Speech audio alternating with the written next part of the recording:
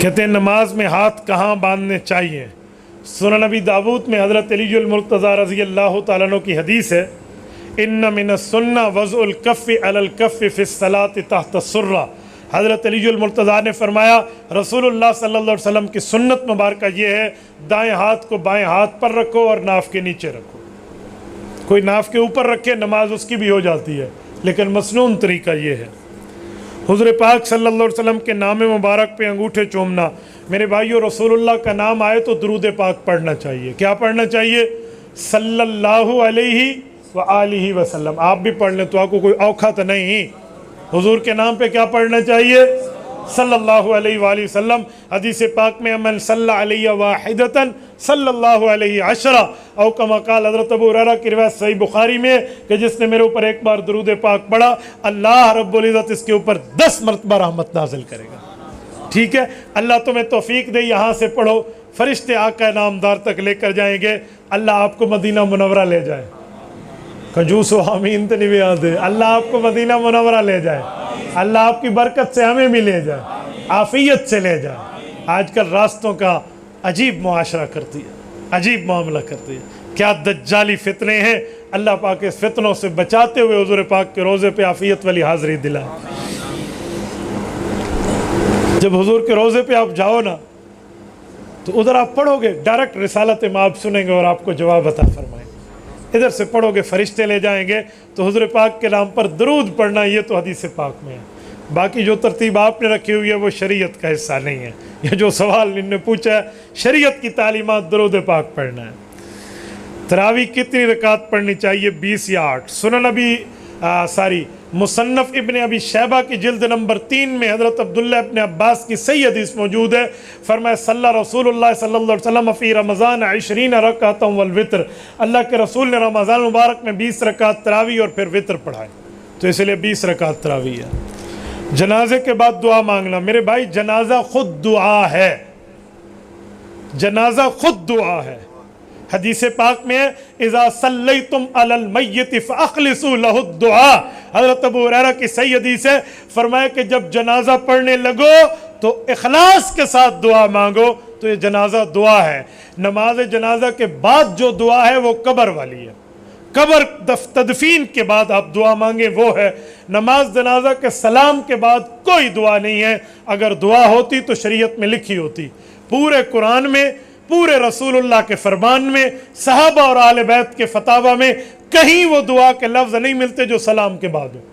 آپ سوتے وقت دعا پڑھتے ہیں، کون سی پڑھیے؟ اللہم بسمک اموت واحیا۔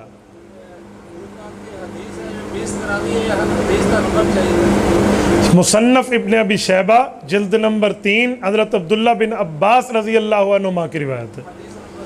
حدیث نمبر تو پبلشر کا کام ہے نا، کوئی پبلشر کون سا نمبر دے دیتا ہے؟ کوئی میرے پاس یہ اردو والے نہیں ہیں کہ میں نمبر جانوں، میرے پاس عربی والی ہے، اس میں باب ہے، باب فی رمضان۔ تو بھائی نمبر ہونا ضروری نہیں ہے، نمبر پبلشر نے لگائے ہیں، رسول اللہ کی حدیثوں پہ باب ملتے ہیں۔ باب فی رمضان، مصنف ابن ابی شیبہ۔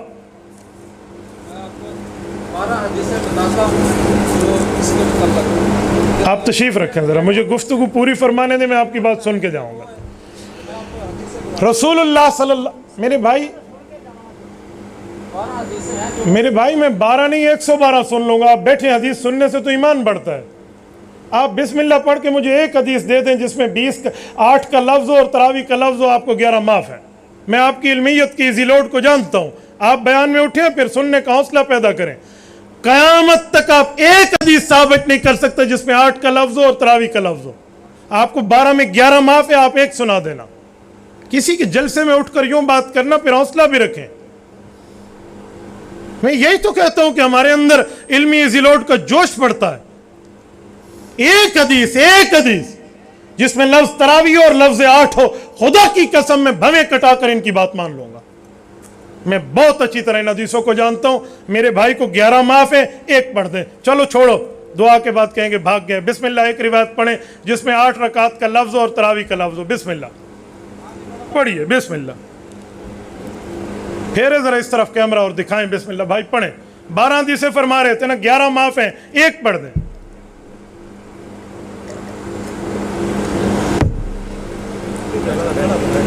ختم ہو گئی بات.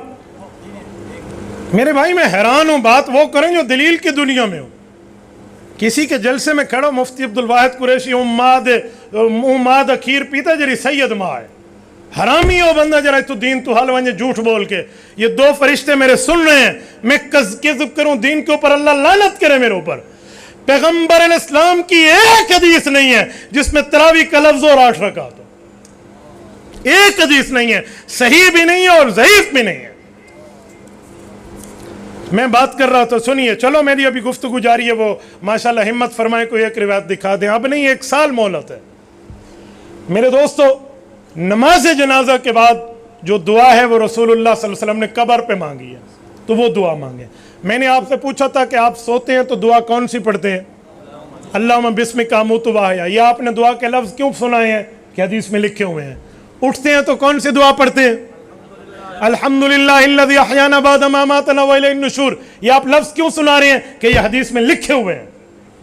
آپ بیت الخلاء جاتے ہیں آتے ہیں, دعا ہے یا نہیں ہے؟ مسجد آتے ہیں جاتے ہیں, دعا ہے یا نہیں ہے؟ جنازے کے بعد والی دعا کے لفظ کیوں نہیں ہے؟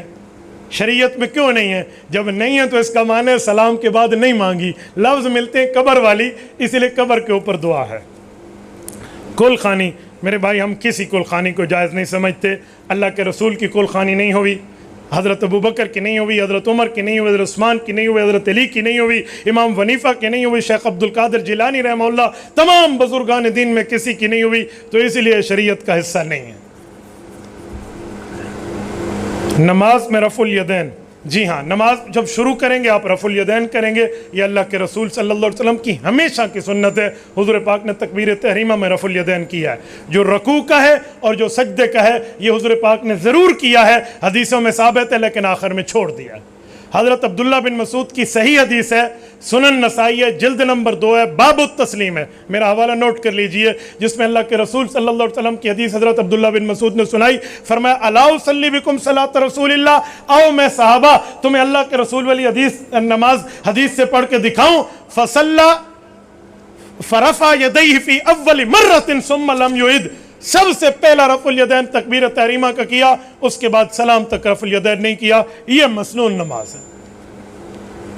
جائیداد میں بہن کو حصہ دینا چاہیے, جی بالکل دینا چاہیے. جیسے بہن باپ کی وارث ویسے بھائی باپ کا وارث, تو بھائی کو بھی آپ نے حصہ دینا ہے. یہ دستاویز لکھی ہو نا گڈ ہو جا, تجھے بہن نے بھائی کو دینا ہے, یہ بھائی نے بہن کو دینا ہے. شریعت نے دونوں کو حصہ دیا ہے. والد فوت ہوگا, حصہ دونوں کا ہے. یوصیکم اللہ فی اولادکم للذکر مثل حظ الانثیین. رب فرماتا ہے جائیداد میں بھائی کے 2 حصے اور بہن کا 1 حصہ. ایسا ہی ہے. تو یہ قرآن کریم میں ہے, 4 پارے میں ہے, اللہ پاک کے فرمان میں ہے. میں نے آپ کے سامنے پڑھ دیا ہے. امید ہے میرے بھائی کو ایک حدیث مل گئی ہوگی.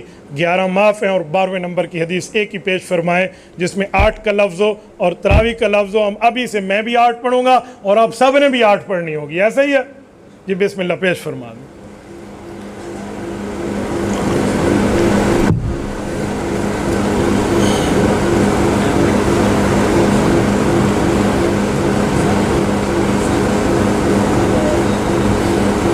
جی